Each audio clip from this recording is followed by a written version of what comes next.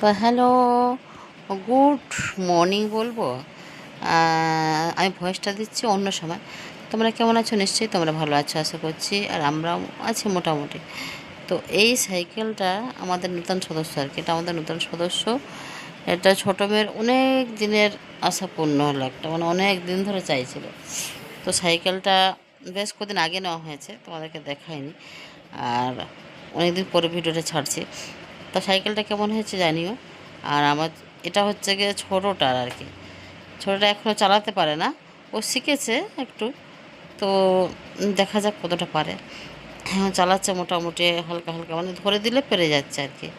আর ছোটোবেলায় খুব চেষ্টা করেছিলাম ওকে চালানো, মানে একটা সাইকেল ছিল আজকে ছোটোবেলা আর কি, আমার বড়ো মেয়েটা কিনে দিয়েছিল। তখন ওই সাইকেলটা ও একটু বড়ো হয়ে যেত, তারপরে ওকে ও বাবা চালাতে শেখাতো, ও দিদি নিয়ে যেত।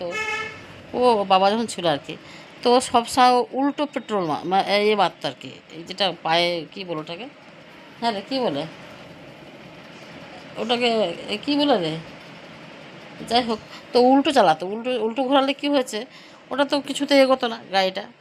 তো এখনও বলছে সাইকেলটা না হলে কোনো সুবিধা হবে এখানে ওখানে যাওয়া। হ্যাঁ, তো তাই জন্য ভাবলাম যে না, ঠিকই আছে, নিয়ে নিই।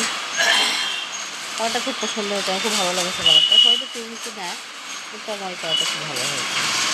যাই হোক, ভাবছি যে আমারও সুবিধা হবে, সুবিধা অসুবিধা এখন ওখানে মাঝে সাঝে অসুস্থ হয়ে পড়ি, এবং মেডিসিন আনো কি একটু কিছু বাজার টুকিটাকি কিছু আনতে গেলে, হ্যাঁ, বড়ো মেয়েরা চালাতে পারে, ছোটো মেয়েটা ও শিখে যাবে, সুবিধা হবে আর কি আমার।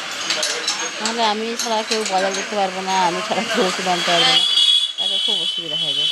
তো সাইকেলটা ভালোই হয়েছে, খুব সুন্দর হয়েছে। তোমরাও জানিয়ে কেমন হয়েছে, আমার খুব ভালো লেগেছে। অনেকদিন আশা করি ছেলেটা অনেক দিন থেকে চাইছিল, অনেক দিন থেকে চাইছিল, আমি দিতে পারিনি সত্যি কথা বলতে।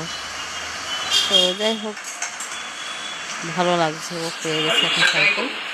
এখন এই সাইকেলটা বড়টা নিয়ে যাবে চালিয়ে চালিয়ে, আর আমি পেছনে স্কুটি নিয়ে চালাবো। আর ছোটোটা আমার স্কুটি যাবে, না হলে ও দিদির পেছন পেছন দৌড়াবে আর কি। ভালোই দূর বাড়ি থেকে। বলো কেমন, সবগুলো ফিটিংস করে দিচ্ছে এখন, নামিয়ে সবগুলো, ওটা এমনি করা ছিল, তাহলে সবগুলো ঠিকঠাক করে দিচ্ছে। আবার বলছে 1 সপ্তাহ পরে এসে আরেকবার করিয়ে নেবে। হ্যাঁ, তো খুব সুন্দর।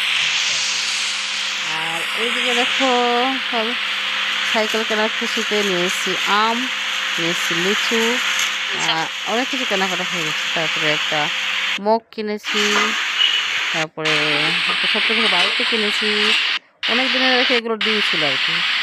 হ্যাঁ, তো কিনেছি। এদের লিচুটাও টক ছিল, আমটাও ভালো ছিল না, কী বলবো। আর একটা হেলমেট কিনেছি, কারণ হেলমেটটা না নিলে পুলিশগুলো ধরছে যেখানে সেখানে, তাই জন্য হেলমেটটা কিনেছি। দেখো কত সুন্দর লাল কালার, ছেড়ি কালার, বেশ ভালোই হয়েছে।